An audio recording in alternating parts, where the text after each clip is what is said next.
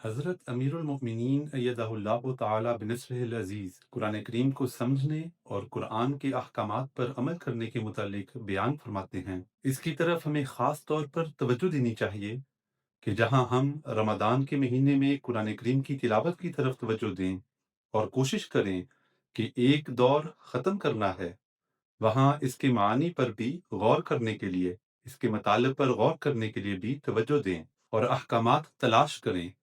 اور ان کو تلاش کر کے اپنی زندگیوں کا حصہ بنانے کی کوشش کریں۔ صرف قرآن کریم کو پیار کر لینا کافی نہیں ہے، صرف سنبھال کر رکھ لینا کافی نہیں ہے، صرف ماتھے پر لگا لینا کافی نہیں ہے۔ بچوں کے حوالے سے فرمایا، خود بھی اس کا ترجمہ اور تفسیر پڑھنے والے ہوں تاکہ انہیں یعنی بچوں کو سمجھ آئے کہ کیا احکامات ہیں، اور جب بچے سوال کریں تو ان کے جواب بھی دے سکیں۔